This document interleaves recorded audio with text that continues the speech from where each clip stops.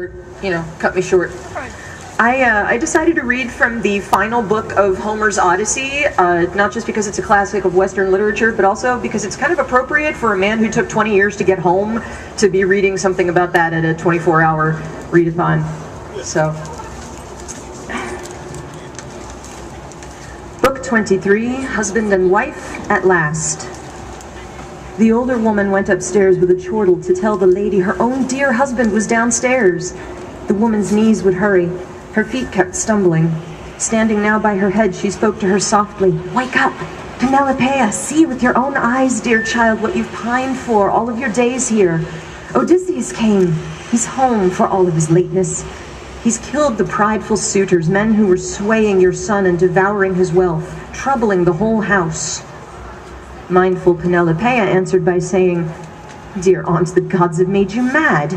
They can do that, making a man look foolish, even a wise man. They can also make a thoughtless man understanding.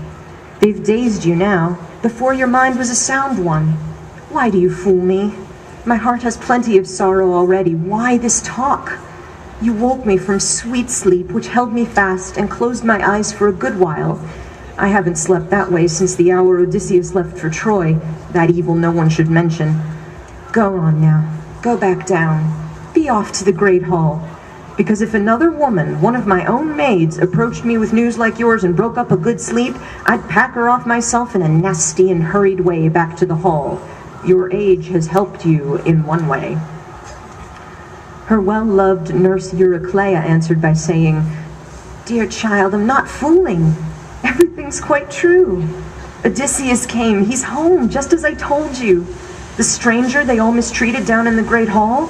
Telemachus knew him a long time as Odysseus, but Charlie kept the plans of his father in hiding until he could take revenge on the brutish, overproud suitors.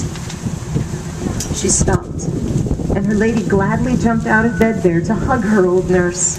Tears fell from her eyelids. She spoke to her then, the words with a feathery swiftness. Ah, but if only, dear aunts, tell me the whole truth. Indeed, if the man came home the way you were told me, how could he lay hands on those brazen suitors being alone? They're always crowded inside here. The well-loved nurse Eurycleia answered by saying, I asked and saw nothing. Groans of the dying were all I heard. We sat in the inmost well-built room in dread, the doors tightly fitted and holding, until your son Telemachus came from the great hall and called me. His father had sent him forward to call me. Then I found Odysseus, circled by dead men.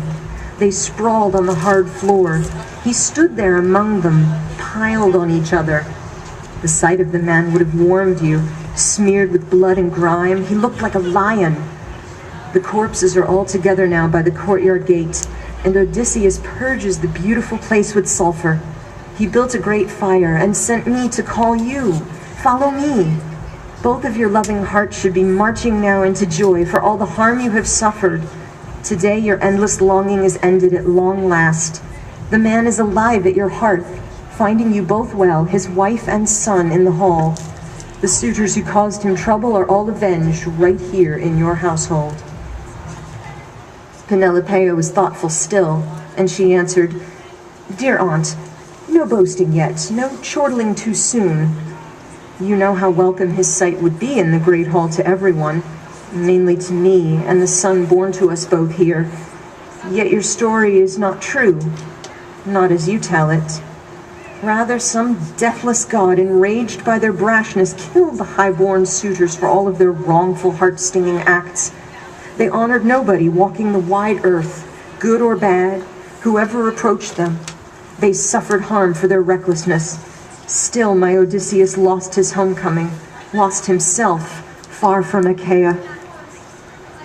The well-loved nurse Eurycleia answered by saying, My child, what talk gets over the wall of your front teeth? Your husband's inside at the hearth, and you say he will never arrive back home? Your heart always was without faith. Come on, then. I'll tell you another sign that is quite clear. The scar that a boar's white tusk caused in the old days, I saw it, washing his feet. I wanted to speak out and tell you. He clapped his hand on my mouth and stopped me from saying a word.